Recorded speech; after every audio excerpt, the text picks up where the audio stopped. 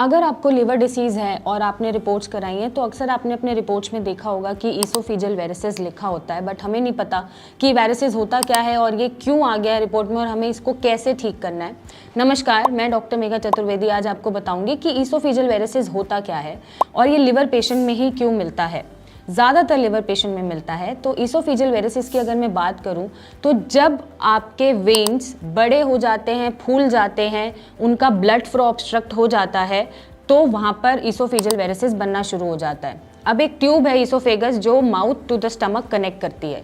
जब ये कनेक्ट कर रही है और लिवर के आसपास का ब्लड फ्लो अगर ब्लॉक्ड है, डिस्टर्ब है due to the liver damages, तो जो ये रास्ता है वेन्स बनाती हैं, ये छोटी छोटी वेन्स में कन्वर्ट हो जाती है या डाइवर्ट कर लेती है अपना रास्ता और वो ऐसी वेन्स में चली जाती है जो बड़ा प्रेशर नहीं ले पाते, बड़ा ब्लड फ्लो नहीं झेल पाते, जिसकी वजह से वो छोटी छोटी वेन्स फूल जाती हैं, बस्ट हो जाती हैं, स्वोलन हो जाती हैं और ब्लीड करने लगती हैं और आपको उल्टी से खून या लेटरिन में खून आना शुरू हो जाता है। तो अब इसका कारण क्या हो सकता है? इसका कारण ये होता है कि जब भी आपका पोर्टल हाइपरटेंशन बन रहा है लिवर डिसीज में तो आपको ईसोफेजियल वेरिसेस होने के चांसेस और बढ़ जाते हैं। अब पोर्टल हाइपरटेंशन क्यों बढ़ेगा? पोर्टल वेन बेसिकली एक वेन होती है जो हमारा ब्लड फ्लो कैरी करती है डाइजेस्टिव ट्रैक्ट से लिवर तक।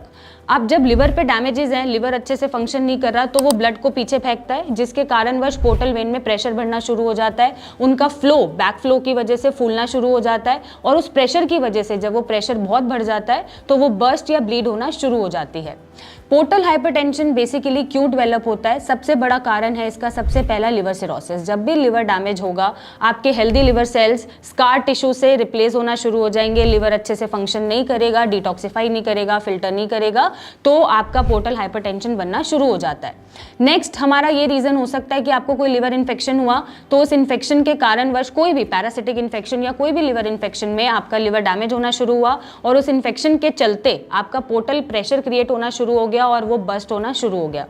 नंबर 3 हमारा ये कारण हो सकता है कि कोई भी अगर ब्लड क्लॉट मिल रहा है पोर्टल हाइपरटेंशन में किसी स्ट्रक्चर की वजह से या ब्लड फ्लो के रुकने की वजह से तो भी आपको पोर्टल हाइपरटेंशन बढ़ा हुआ मिलता है और आपको वेरिसेस बनने शुरू हो जाते हैं। और लास्ट कोई भी कॉन्जेनाइटल डिसीज जो आप पैदाइशी लेके घूम रहे हैं लिवर की, उससे भी पोर्टल हाइपरटेंशन बनना शुरू होता है और वो प्रेशर क्रिएट करता है और वो बस्ट होना शुरू हो जाता है।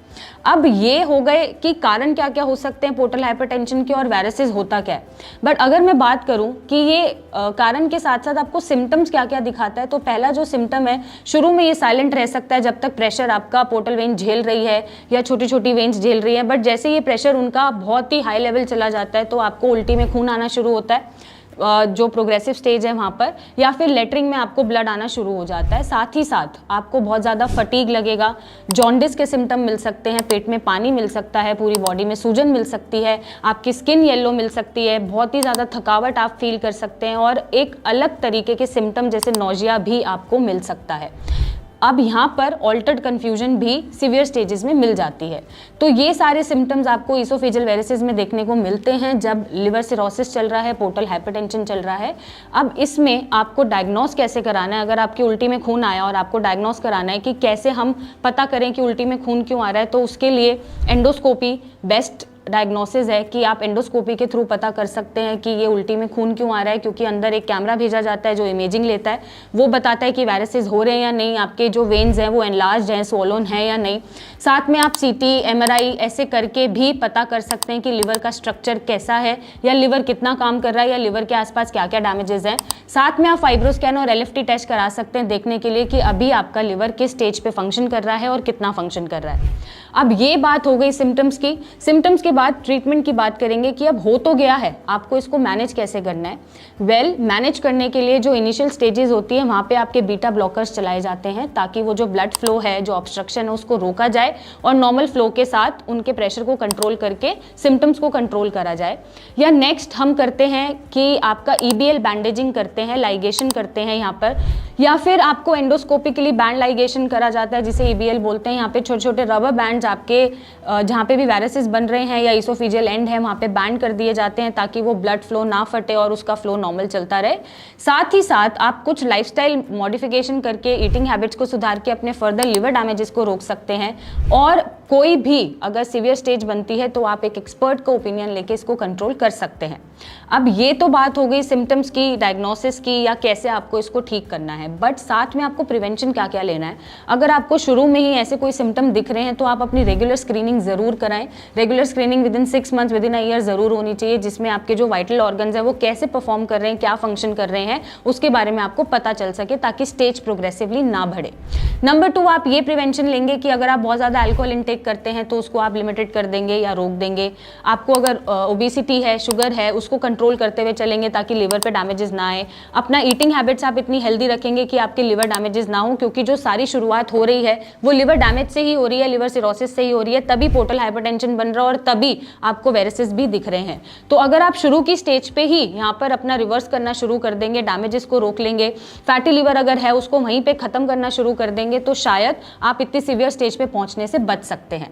तो एट द एंड मैं यही कंक्लूजन देना चाहूंगी कि अगर आपको ईसोफेजियल वेरिसेस दिख रहा है तो अर्ली स्टेज पे उसका एक तो पता चलना बहुत जरूरी है, साथ में उसका सही ट्रीटमेंट लेना जरूरी है और अपना लाइफस्टाइल मॉडिफिकेशन करना बहुत जरूरी है, क्योंकि जिसकी वजह से भी वो लिवर डैमेज हो रहा है उस पर काम करना जरूरी है। चाहे वो हेपेटाइटिस हो, हेपेटाइटिस के आपको वैक्सीन लेने की जरूरत है, ट्रीटमेंट लेने की जरूरत है, चाहे वो अल्कोहल इंटेक हो, चाहे वो ओबेसिटी हो, शुगर हो, या वो नॉन अल्कोहलिक फैटी लिवर हो।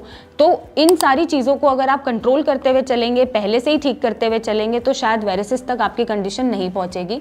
आयुर्वेदिक मेडिकेशन से हम लिवर की फंक्शनिंग इनहैंस कर सकते हैं, फर्दर डैमेजेस को रोक सकते हैं, ताकि फर्दर पोर्टल हाइपरटेंशन बिल्डअप ना हो और प्रेशर बहुत ज़्यादा ना बढ़े। और अपना ईटिंग हैबिट सुधारते हुए आप अपनी वेरिसेस को भी ठीक कर सकते हैं और अपने लिवर डैमेजेस को भी रिवर्स कर सकते हैं। और अगर नहीं कर पा रहे हैं तो नीचे दिए गए नंबर पर मेरी टीम से बात करें, हमसे मिलने आए और अपने लिवर को ट्रांसप्लांट होने से बचाएं। Thank you and take care.